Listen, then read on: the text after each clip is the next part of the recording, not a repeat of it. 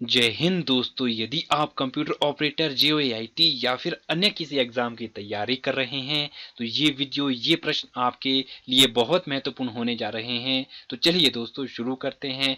Firewall use to protect against, दोस्तों जो आपके कंप्यूटर में ये फायरवॉल होता है ये किसके विरुद्ध रक्षा प्रदान करता है? तो ऑप्शन है इसका बिल्कुल करेक्ट हो जाएगा, अनऑथोराइज्ड एक्सेस। प्रश्न संख्या 82, encryption and decryption provide a network with, दोस्तों आपको बताना है जो ये इंक्रिप्शन और डिक्रिप्शन टर्म है ये प्रोवाइड क्या करती है आपको नेटवर्क में? तो ऑप्शन है इसका बिल्कुल करेक्ट हो जाएगा, प्राइवेसी, गोपनीयता।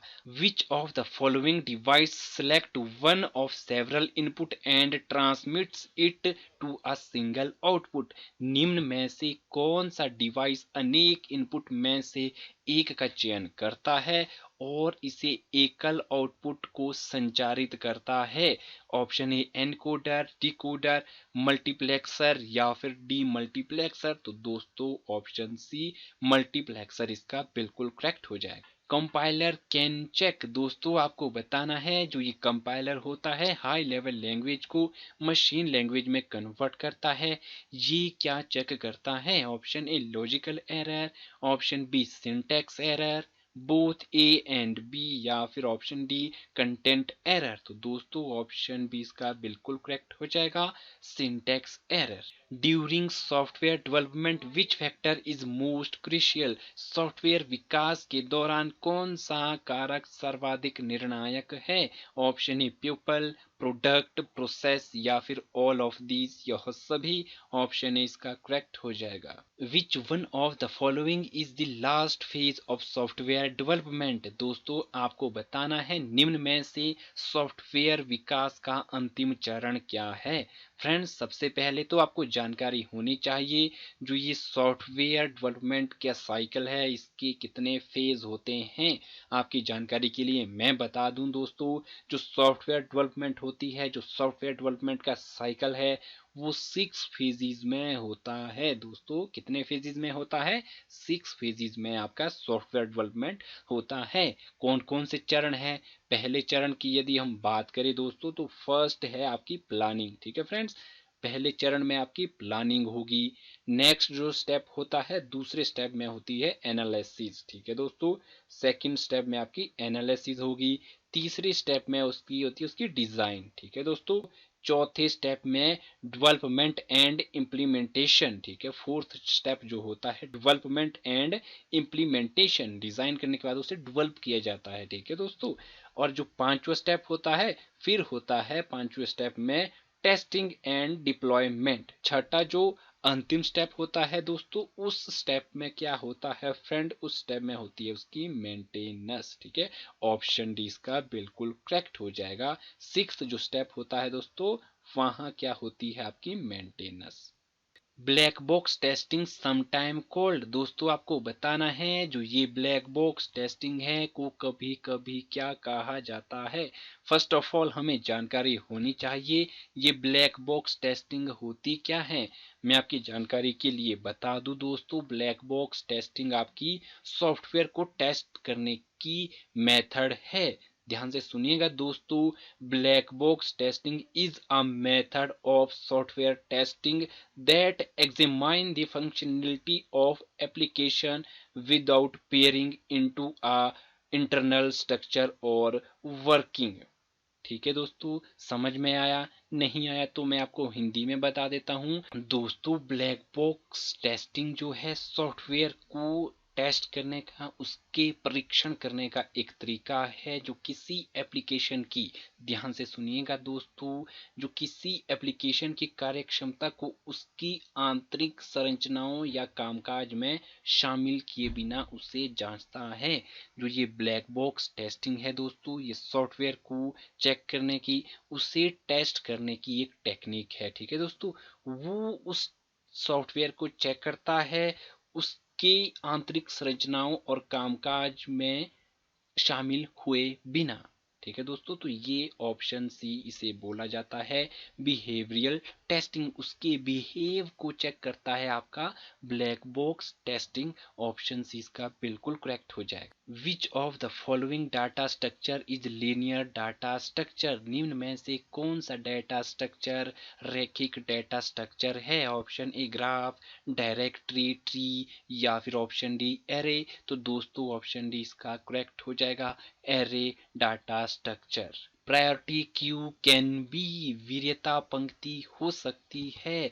दोस्तों आपको बताना है जो आपकी सीक्वेंस होती है वो किस तरह से हो सकती है। ऑप्शन ए आरोही क्रम में, ऑप्शन बी अवरोही क्रम में जिसे डिसेंडिंग ऑर्डर बोला जाता है, या फिर option C A and B ascending और descending both, option D odd serial. तो दोस्तों ऑप्शन ए और ऑप्शन बी इसका बिल्कुल करेक्ट हो जाएगा, बोथ ए एंड बी। ठीक है दोस्तों, आपकी जो प्रायोरिटी क्यू हो सकती है असेंडिंग और डिसेंडिंग दोनों में हो सकती है, तो ऑप्शन सी इसका बिल्कुल करेक्ट हो जाएगा, both A and B. Sorting data means to arrange it in order, data sorting का अर्थ इसे इस क्रम में व्यवस्थित करना होता है, वर्णात्मक, अल्फाबेटिकल, न्यूमेरिकल, सिक्वेंशली या फिर option D both A and B. तो दोस्तों ऑप्शन डी इसका बिल्कुल करेक्ट हो जाएगा, both A and B. Data sorting जो होता है वो डाटा को अरेंज करने की ही टर्म है। ठीक है दोस्तों, डाटा को अरेंज करने की ही टर्म है। आप उसे अल्फाबेटिकली अलग कर सकते हैं, न्यूमेरिक हो तो न्यूमेरिकल में भी कर सकते हैं। Which was the world's first mini computer, प्रश्न को ध्यान से पढ़िएगा दोस्तों। विश्व का प्रथम मिनी कंप्यूटर कौन सा था? दोस्तों आपको कमेंट सेक्शन में बताना है फर्स्ट कंप्यूटर का नाम। मैं आपको बताता हूं इस प्रश्न का आंसर, तो ऑप्शन ए इसका बिल्कुल करेक्ट हो जाएगा, PDP-1। दोस्तों कब ये निर्मित हुआ? First mini computer November 1960। ठीक है दोस्तों, to access a mainframe और super computer user often to use, mainframe और सुपर कंप्यूटर तक अभिगम के लिए प्रयोक्ता प्राय प्रयोग करते हैं डेस्कटॉप, टर्मिनल, नोड या फिर हैंड होल्ड। तो दोस्तों ऑप्शन बी इसका करेक्ट हो जाएगा, terminal. Which of the following is not characteristics of computer, दोस्तों बहुत बहुत महत्वपूर्ण प्रश्न, अक्सर हजारों बार सैकड़ों बार पूछा जा चुका है कि निम्न में से कौन सी एक कंप्यूटर की विशेषता नहीं है? ऑटोमेशन, स्वचालन, स्पीड, वर्सेटैलिटी या फिर इंटेलिजेंस, समझ। तो दोस्तों ऑप्शन डी इसका बिल्कुल करेक्ट हो जाएगा, इंटेलिजेंस। जो आपका कंप्यूटर होता है उसमें अंडरस्टैंडिंग, समझ नहीं होती है। कई बार इस इंटेलिजेंस की जगह अंडरस्टैंडिंग भी आ सकता है, तो आप उस पर भी क्लिक कर सकते हैं, बिल्कुल करेक्ट हो जाएगा। A device use to bring data into a computer is called, दोस्तों प्रश्न को ध्यान से सुनिए, तो बहुत ही इजी क्वेश्चन है, बहुत ज्यादा इजी क्वेश्चन है। डेटा को कंप्यूटर में लाने के लिए प्रयुक्त डिवाइस कहलाता है ALU, arithmetic logic unit, input device, control unit या फिर ऑप्शन डी आउटपुट डिवाइस। दोस्तों हमें डाटा को कंप्यूटर में ले जाना है, तो दोस्तों इनपुट डिवाइस के जरिए ही हम ये काम कर सकते हैं। दोस्तों आपको कमेंट सेक्शन में किन्हीं 5 इनपुट डिवाइस के नाम बताने हैं, 3 आउटपुट डिवाइस के नाम बताने हैं कमेंट सेक्शन में। उम्मीद करता हूं आप ये काम जरूर करोगे। The brain of any computer system is, दोस्तों आपको बताना है किसी कंप्यूटर सिस्टम का मस्तिष्क होता है। बहुत ही महत्वपूर्ण प्रश्न है और बहुत ही आसान प्रश्न है, अक्सर ये भी एग्जाम में पूछ लिया जाता है। किसी कंप्यूटर सिस्टम का मस्तिष्क होता है CPU, central processing unit. Option C इसका करेक्ट हो जाएगा। When was the first eight bit microprocessor introduced, दोस्तों आपको बताना है प्रथम 8-बिट माइक्रोप्रोसेसर कब प्रवर्तित किया गया था? दोस्तों ऑप्शन भी इसका करेक्ट हो जाएगा, 1972। हालांकि जो सबऑर्डिनेट बोर्ड द्वारा जारी आंसर की है उसमें इसका आंसर 1974 दिया गया है। दोस्तों आपको कमेंट सेक्शन में यदि किसी को अच्छे से जानकारी है तो प्लीज करके बता दीजिए इसका एग्जैक्ट जो आंसर है वो 97 है या फिर 1972। लेकिन मैंने नेट पर जितनी भी साइट में विकिपीडिया में चेक किया तो वहां मुझे इसका आंसर 1972 ही मिला। दोस्तों जो आपका फर्स्ट माइक्रो प्रोसेसर था वो इंट्रोड्यूस्ड हुआ था आपका 1971 में। ध्यान से सुनिएगा दोस्तों, 1971 में इंट्रोड्यूस्ड हुआ था आपका फर्स्ट माइक्रो प्रोसेसर। वो था कितना, 4 बिट का। ठीक है दोस्तों, 4 बिट का माइक्रो प्रोसेसर था। इंटेल द्वारा उसे इंट्रोड्यूस किया गया था। ठीक है दोस्तों, IN, ठीक है, TEL। ठीक है दोस्तों, और उसका नाम क्या था, इंटेल 4004। ठीक है, इंटेल 4004। वो इंट्रोड्यूस्ड हुआ कब, 1971 में। ठीक है दोस्तों, जो ये 8 बिट प्रोसेसर था, 8 बिट माइक्रो प्रोसेसर था, 1972 में इसे इंट्रोड्यूस्ड किया गया। उसका जो नाम था इंटेल 8000। ठीक है दोस्तों, 8008। ठीक है, इस 4004 की जगह 8008 था। वो था 8 बिट माइक्रो प्रोसेसर, 1972 में इंट्रोड्यूस किया।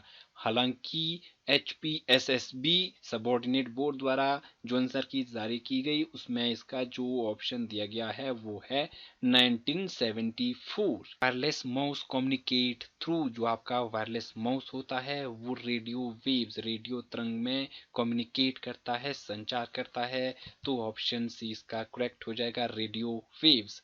विच device can sense inventory data specified in barcodes, कौन सा डिवाइस बारकोड में विनिर्दिष्ट इन्वेंट्री डाटा को समझता है। दोस्तों सबसे पहले first of all you have knowledge with इस बारकोड। ठीक है दोस्तों, इस बारकोड के बारे में आपको जानकारी होनी चाहिए। आपका जो प्रोडक्ट होता है आपने उसमें देखा होगा, इस तरह से छोटी मोटी और पतली जो लाइंस लगी होती है। ठीक है दोस्तों, उन लाइंस को बोला जाता है बारकोड। ठीक है दोस्तों, तो उन बारकोड को कौन सा डिवाइस के द्वारा समझा जाता है, उसे आप बारकोड रीडर भी बोल सकते हैं। होलोग्राफ, ऑप्शन सी इसका करेक्ट हो जाएगा। The monitor of computer is connected by ah, computer का मॉनिटर किससे जुड़ा होता है, वायर द्वारा, बस द्वारा, लाइन ड्राइवर द्वारा, या फिर ऑप्शन डी केबल द्वारा। तो दोस्तों ऑप्शन डी इसका करेक्ट हो जाएगा। तो दोस्तों उम्मीद करता हूँ आज की वीडियो के ये प्रश्न आपके आने वाले एग्जाम के लिए बहुत महत्वपूर्ण रहेंगे। मुझे दीजिए इजाज़त, चैनल सब्सक्राइब कर लीजिए ताकि आने वाली वीडियोस की नोटिफिकेशन आपको तुरंत मिल सके। बहुत बहुत धन्यवाद, बाय बाय, टेक केयर।